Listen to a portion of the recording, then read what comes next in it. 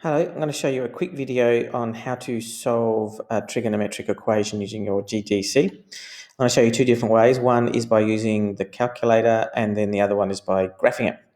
So in this calculator page here, I've just got the problem up here so you can sort of see it. So you can use the solve function, which you remember is under menu and then algebra and then solve, but you can just type in the word solve as well if that's easier. And then you can put in the function. So square root of 2 cos x equals 1, and you say with respect to x. You can solve it like that, but if you do, you get this rather interesting answer, I suppose. And the answer that you got here is what we call the general solution to a trig, because there are actually infinite solutions, right? But as you can see here, I have limited it. I might make it to negative 2 pi to 2 pi just to make it a bit different. So if I want to solve that instead, then I will put in the same thing again. Square root of 2 cos x equals 1, comma x. And this time I'm going to use a vertical bar like that. And that means it's such that, and then we put in our code. Now the vertical bar is found under control equals. So there it is there. And then you just put in the range. So in this case, I'm going to make it negative 2 pi to 2 pi, negative 2 pi, and then less than or equal to. So I'll go control equals. There's my less than or equal to. And then I'll go x, and then I'll go, so this is just using our notation, control equals less than or equals 2 pi. Okay, you can use the pi symbol from your keyboard as well.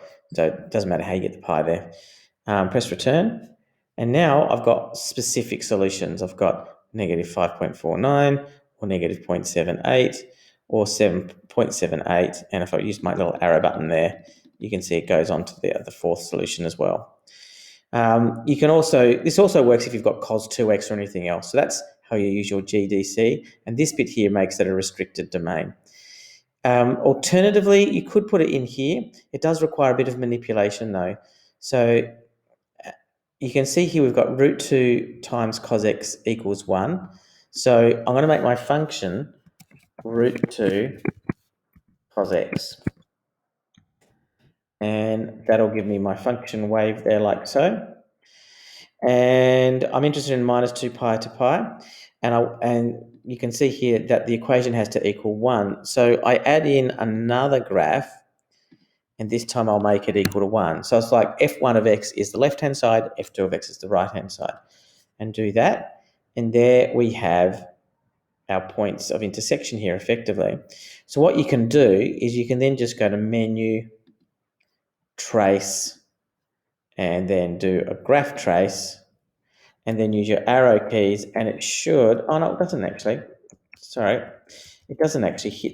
I was thinking it did hit those particular bars, but it doesn't. But what you can do instead is that you can do analyze graph intersection.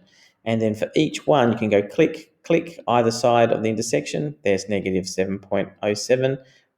You just got to make sure, is that before negative 2 pi or not? So you just got to need to work that out.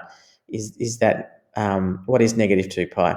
So if you figure that out, you'll know that negative 2 pi is equal to 6.28.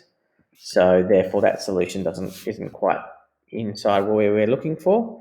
Then I can look at the next one. So I can go menu, analyze graph, and then intersection. Go to the next one. That's negative 5.1, comma 1. So negative 5.1 is one of the solutions, and that's definitely before or after minus 6.2, minus 2 pi. So that's fine. And then you can keep on doing it for each one. I'll just do one more, but I'm sure your imagination can go crazy and think about the other solutions that are available. Oops, I zoomed instead of grabbed the text. Minus 0.785 and so on. So we can just keep on going along each little point until we get all of the ones. We just need to make sure we understand our endpoints so that we can solve it. So there you go. I think I'll leave the video there, but that's two different ways. One is to use the solve function and use such that so that you can limit the domain to the what you've been given, or you can use a function and then use points of intersection in order to come up with your values. Either approach is valid. It's whatever makes more sense to you.